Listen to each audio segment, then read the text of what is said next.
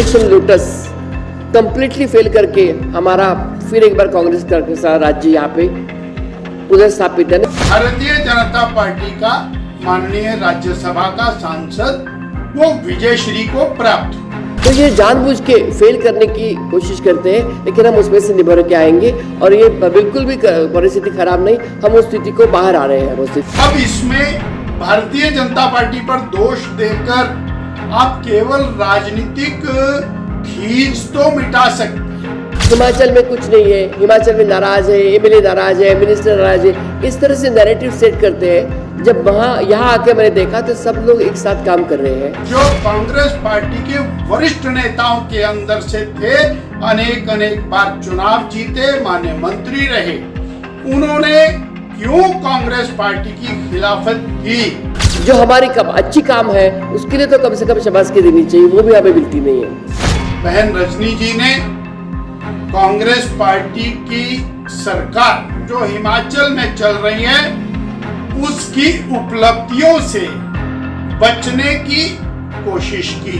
आप बोलते हैं ना कि एक बार हमारी गवर्नमेंट आती है, एक बार उनकी गवर्नमेंट आती है, इस बार वैसे होगा नहीं, तो दूसरी बार भी हमारी ही गवर्नमेंट आएगी। क्या हिमाचल प्रदेश में 2022 के चुनावों में जो भाजपा ना कर पाई वो 2027 के चुनावों में कांग्रेस कर पाएगी? भाजपा का मिशन रिपीट टारगेट क्या कांग्रेस खुद पूरा कर पाएगी? नमस्कार दोस्तों, मैं हूं आपके साथ बालकृष्ण और आप देख रहे हैं समाचार first to the point. Himachal Pradesh की सियासत में एक बार फिर ऑपरेशन लोटस की चर्चाएं तेज हो गई हैं। एक बार फिर राज्यसभा चुनाव का जिन बाहर निकलकर सामने आया है। एक बार फिर मिशन रिपीट का सपना फिर से देखा जा रहा है। आजकल हिमाचल प्रदेश की दोनों ही पार्टियां भाजपा और कांग्रेस में नए प्रदेश अध्यक्ष और कार्यकारिणी के गठन को लेकर मंथन चल रहा है। ऐसे में अगर हम कांग्रेस की बात करें तो कांग्रेस पार्टी ने अपना रुख साफ कर दिया है। वो ये कि जो भी नई कार्यकारिणी का गठन होगा उसे 15 दिन के अंदर बना दिया जाएगा। ऐसे में कांग्रेस प्रदेश प्रभारी रजनी पाटिल के हिमाचल में मोर्चा संभालते ही भाजपा एक बार फिर एक्शन मोड में आ गई है।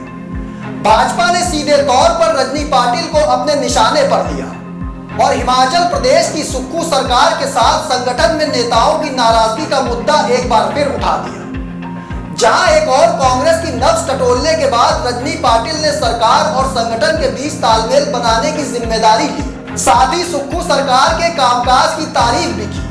तो वहीं रजनी पाटिल ने भाजपा के ऑपरेशन लोटस का मुद्दा उठाते हुए भाजपा को घेरने का काम किया। रजनी पाटिल ने कहा भाजपा का ऑपरेशन लोटस फेल हो गया और भाजपा हिमाचल में अपने मकसद में कामयाब ना हो सकी।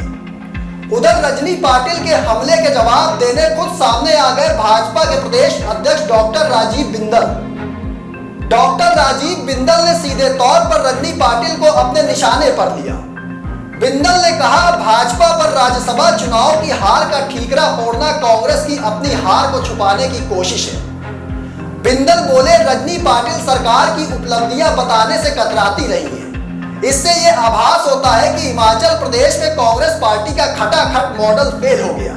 एक बार आप खुद सुनिए भाजपा प्रदेश अध्यक्ष डॉक्टर राजीव बिंदल ने क्या कहा, फिर आपको सुनाते हैं कांग्रेस की प्रदेश प्रभारी रजनी पाटिल ने कैसे भाजपा को घेरने का काम किया है। जो कांग्रेस पार्टी के विधायक भी थे, उनकी लगातार सरकार में और संगठन में अनदेखी होने के कारण और कांग्रेस पार्टी का राज्यसभा का उम्मीदवार बाहर से बनाए जाने के कारण उन्होंने अपना मत कांग्रेस के माननीय उम्मीदवार के खिलाफ डाला और भारतीय जनता पार्टी का माननीय राज्यसभा का सांसद वो विजयश्री को प्राप्त हुआ। अब इसमें भारतीय जनता पार्टी पर दोष देकर आप केवल राजनीतिक खींच तो मिटा सकते हैं, राजनीतिक रूप से अपने आप को तसल्ली तो दे सकते हैं, परंतु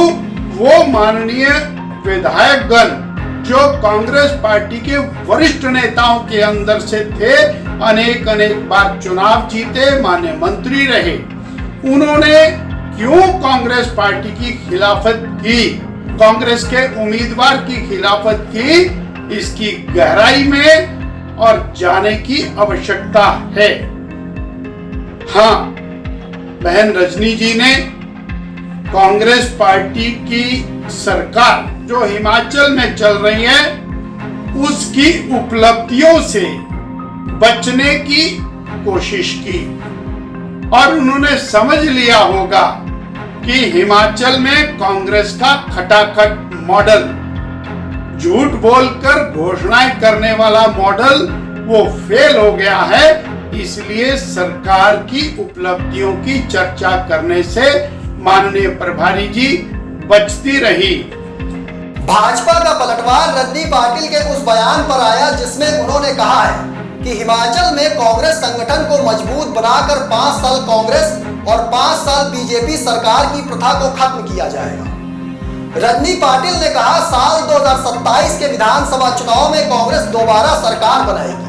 अब रजनी पाटिल ने किस तरह से ऑपरेशन लोटस का जिक्र कर भाजपा को घेरने का काम किया, ये भी आप सुनिए। आज ही मैं बता देती हूँ आपको कि जो आप बोलते हैं ना कि एक बार हमारी गवर्नमेंट आती है, एक बार उनकी गवर्नमेंट आती है, इस बार वैसे होगा नहीं, तो दूसरी बार भी हमारी ही गवर्नमेंट आएगी, ये मैं बहुत दावे के साथ कहना चाहती हूँ। धन्यवाद। ऑपरेशन लोटस कंप्लीटली फेल करके हमारा फिर एक बार कांग्रेस के साथ राज्य यहाँ पे उधर स्थापित ही था, लेकिन उनको डिस्टर्ब नहीं कर सके। बीजेपी को बहुत घमंड था कि हमने अगर ऑपरेशन लोटस बोल दिया तो बोल दिया, उन्होंने वैसे महाराष्ट्र में भी हमारे कर दिया। उसने एक बात जो बीजेपी बहुत ही बखूबी निभाती है और वो है गोबेल्स नीति। और वो गोबेल्स नीति कैसे है? हिमाचल में कुछ नहीं है, हिमाचल में नाराज है, एमएलए नाराज है, मिनिस्टर नाराज है, इस तरह से नैरेटिव सेट करते हैं। जब यहाँ आके मैंने देखा तो सब लोग एक साथ काम कर रहे हैं। जग जाहिर है कांग्रेस को मजबूत करना ही रजनी पाटिल का अहम मकसद है। साथ ही संगठन और सरकार में तालमेल बैठाने की जिम्मेदारी भी उनकी होगी। ऐसे में भाजपा के लगाए गए आरोपों का जवाब तो रजनी पाटिल दे ही रही है, लेकिन प्रदेश अध्यक्ष के तौर पर प्रतिभा सिंह को हटाने या फिर पद पर बनाए रखने का फैसला भी रजनी पाटिल की रिपोर्ट पर निर्भर करेगा। हालांकि रजनी पाटिल सुक्खू सरकार को पहले ही इशारों में मजबूत बता चुकी है। ऐसे में देखने वाली बात यह होगी कि भाजपा को 2027 में टक्कर देने के लिए रजनी पाटिल हिमाचल कांग्रेस में किस तरह के बदलाव करती है। फिलहाल मुझे दीजिए इजाजत, फिर मिलेंगे एक और स्पेशल रिपोर्ट लेकर। लेकिन कमेंट बॉक्स में आप अपनी राय देना ना भूलिएगा। तब तक के लिए धन्यवाद।